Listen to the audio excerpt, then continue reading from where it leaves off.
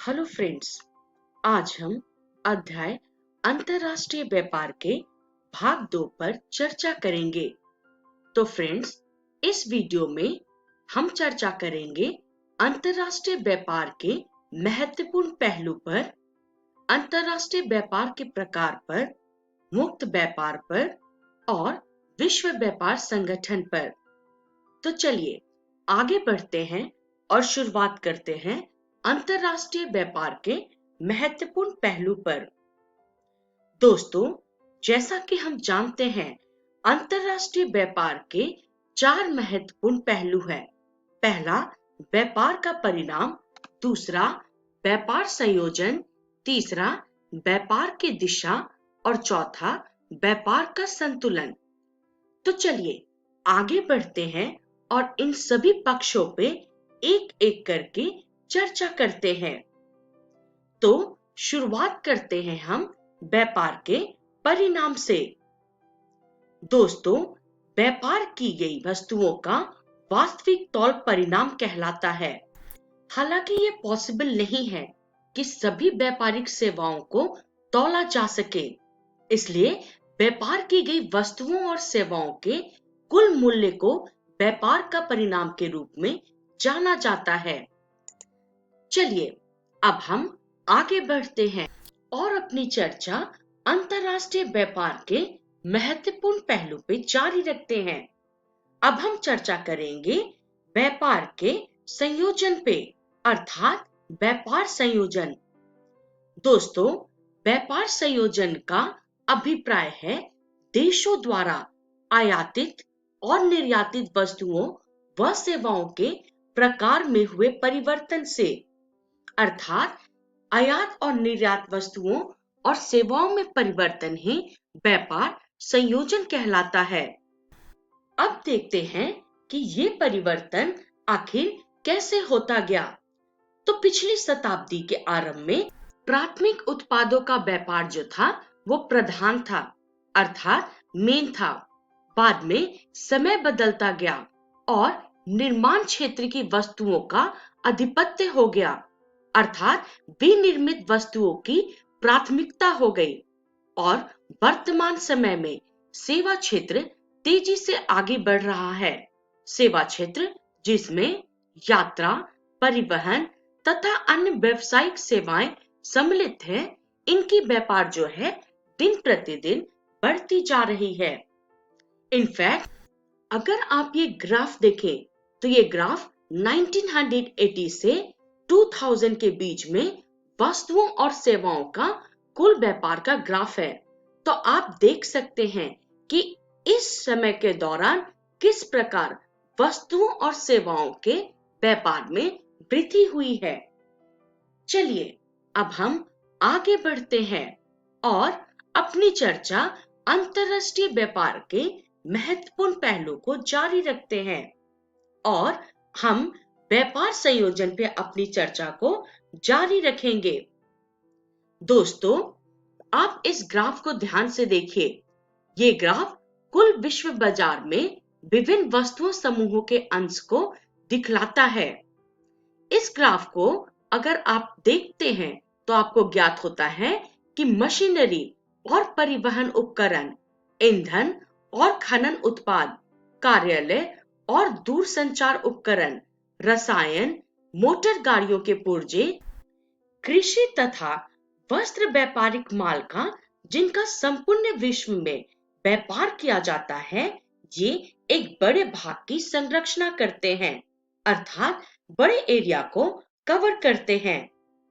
दोस्तों, आप देख सकते हैं कि सेवा क्षेत्र में व्यापार विनिर्माण क्षेत्र तथा प्राथमिक उत्पादों के व्यापार से बिल्कुल भिन्न है, क्योंकि सेवाओं का जो व्यापार है उसकी कोई सीमा नहीं होती है और इनफैक्ट वो भारहीन है और एक बार उत्पादित हो जाने के बाद इसको आसानी से बढ़ाया जा सकता है और इससे जो लाभ मिलती है वो विनिर्माण क्षेत्र से अधिक होती है। तो दोस्तों, 4 विभिन्न मार्गों का चर्चा किया जाता है जिसके द्वारा सेवाओं की आपूर्ति की जाती है। आप इस तालिका को देखिए, इसमें सेवाएं और अंतरराष्ट्रीय बाजार में उनके अंश को दिखलाया गया है। तो 4 सेवाएं जिनकी हम चर्चा कर रहे हैं, उनमें पहला है वाणिज्य सेवा, और इसमें यात्रा और निर्माण सेवाएं शामिल नहीं हैं, और इसका प्रतिशत अंतरराष्ट्रीय बाजार में 35 है। दूसरा है यात्रा, जो कि 10 से 15% अंतरराष्ट्रीय बाजार का मार्केट को कवर करता है। तीसरा है निर्माण सेवाएं, जो लगभग 50% अंतरराष्ट्रीय बाजार को कवर करता है। और चौथा है श्रम प्रवाह, जिसका प्रतिशत है 1 से 2। तो चलिए अब हम आगे बढ़ते हैं। आगे बढ़ते हुए हम अंतरराष्ट्रीय व्यापार के महत्वपूर्ण पक्ष पर अपनी चर्चा को जारी रखते हुए अब हम व्यापार की दिशा पे चर्चा करेंगे। दोस्तों, सबसे पहले अर्थात ऐतिहासिक काल से जब हम देखें, तो जो विकासशील देश थे वो कीमती वस्तुओं तथा शिल्पकला की वस्तुओं आदि का निर्यात करते थे, जो कि यूरोपीय देशों को निर्यात की जाती थी। इसी प्रकार आगे बढ़ते हुए जब 19वीं शताब्दी के दौरान व्यापार की दिशा में परिवर्तन हुआ, तो यूरोपीय देशों ने अपने विनिर्माण वस्तुओं के बदले उपनिवेशों से खाद्य पदार्थ और कच्चे माल निर्यात करना शुरू कर दिए। इस समय यूरोप और संयुक्त राज्य अमेरिका विश्व के बड़े व्यापारिक साझेदार के रूप में उभरे और विनिर्माण वस्तुओं के व्यापार में सबसे अग्रणी बने रहे। उस समय जापान जो था वो तीसरा महत्वपूर्ण व्यापारिक देश था, पर 20वीं शताब्दी के उत्तरार्ध में विश्व व्यापार की पद्धति में बहुत तेजी से परिवर्तन हुए और इस समय यूरोप के उपनिवेश समाप्त हो गए और भारत, चीन और अन्य विकासशील देश विकसित देशों के साथ प्रतिस्पर्धा के लिए खड़े हो गए। दोस्तों, व्यापारिक वस्तुओं की प्रकृति भी इस समय तक बदल गई थी। और अगर हम बात करें वर्तमान समय की, तो वर्तमान समय में चीन तेजी से व्यापार के क्षेत्र में आगे बढ़ रहा है। चलिए आगे बढ़ते हैं और अंतरराष्ट्रीय व्यापार के महत्वपूर्ण पहलू या पक्ष पे अपनी चर्चा को जारी रखते हुए अब हम व्यापार के संतुलन पे चर्चा करेंगे। दोस्तों, व्यापार संतुलन एक देश के द्वारा अन्य देशों को आयात और निर्यात की गई वस्तुओं की परिणाम है। अगर आयात का मूल्य देश के निर्यात के मूल्य की अपेक्षा अधिक है, तो देश का जो व्यापार है ऋणात्मक संतुलन अथवा प्रतिकूल कहलाता है। और वहीं पे अगर निर्यात का मूल्य आयात के मूल्य की तुलना में अधिक है, तो देश का जो व्यापार है वो धनात्मक संतुलन कहलाता है, अर्थात अनुकूल है। चलिए अब हम आगे बढ़ते हैं और आगे बढ़ते हुए अब हम अंतरराष्ट्रीय व्यापार के प्रकार पे चर्चा करेंगे। दोस्तों, अंतरराष्ट्रीय व्यापार को मुख्यतः 2 भागों में विभक्त किया गया है। पहला है आपका द्विपार्श्विक व्यापार और दूसरा है आपका बहुपार्श्विक व्यापार।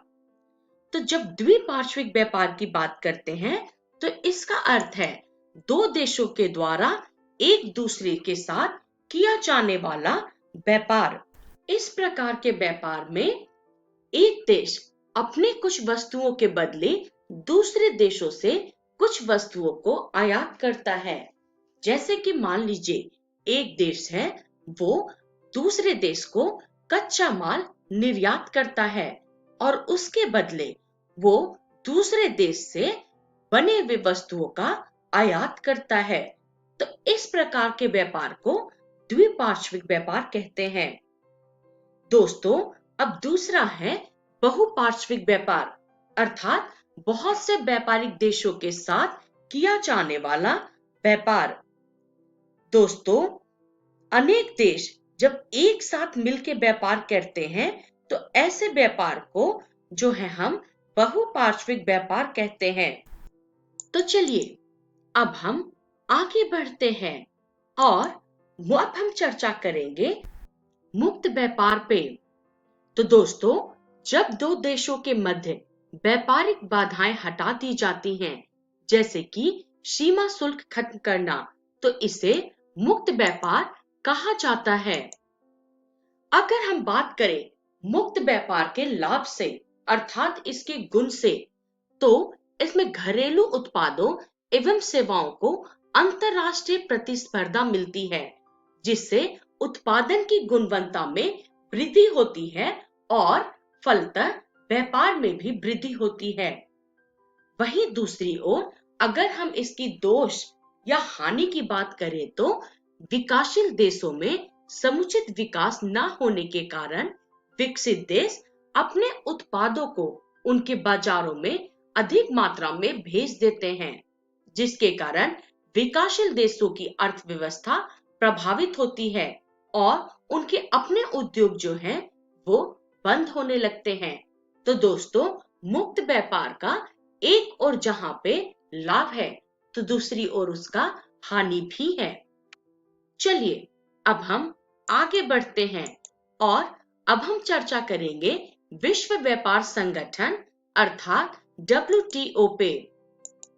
दोस्तों, सबसे पहले तो आप ये जान लें कि विश्व व्यापार संगठन की नींव जो है वो GATT गेट अर्थात general agreement on trade and tariff के रूप में 1948 में की गई थी। वहीं 1995 में जो गेट है GATT वो विश्व व्यापार संगठन अर्थात WTO के रूप में परिवर्तित हो गया।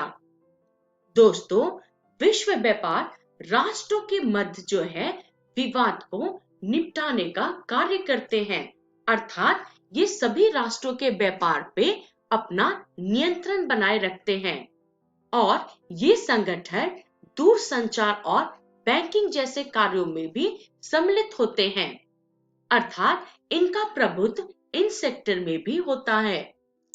चलिए अब हम आगे बढ़ते हैं और अपनी चर्चा विश्व व्यापार संगठन अर्थात WTO पे जारी रखते हैं। अब हम विश्व व्यापार संगठन की आलोचना पे चर्चा करते हैं, अर्थात उसकी क्रिटिसाइज पे। तो दोस्तों, विश्व व्यापार संगठन के कारण जो धनी देश है वो और भी धनी बनते जा रहे हैं और जो गरीब देश हैं वो दिन प्रतिदिन और भी गरीब होते जा रहे हैं।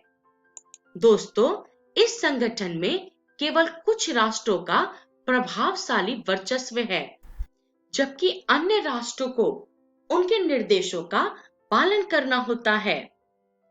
यहां तक कि अगर हम आलोचना की बात करें तो WTO पर्यावरणीय मुद्दों, बाल श्रम, श्रमिकों के स्वास्थ्य व अधिकारों की भी उपेक्षा करता है और कुछ राष्ट्र अर्थात कुछ विकसित देशों के प्रभुत्व होने के कारण ये विकसित देश अपने बाजार को विकासशील देशों के उत्पादों के लिए नहीं खोला करते हैं और यही कारण है कि कुछ जो अमीर देश हैं वो दिन प्रतिदिन अमीर बनते जा रहे हैं और जो गरीब देश हैं वो दिन प्रतिदिन गरीब।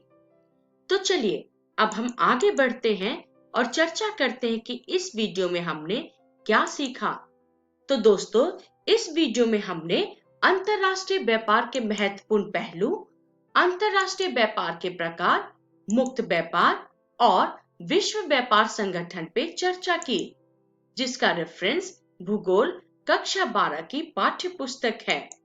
दोस्तों, अगली वीडियो में हम प्रादेशिक व्यापार समूह, अंतरराष्ट्रीय व्यापार से संबंधित मामले, पत्नों के अंतरराष्ट्रीय व्यापार को प्रवेश द्वार क्यों कहा जाता है और पत्नों के प्रकार पे चर्चा करेंगे।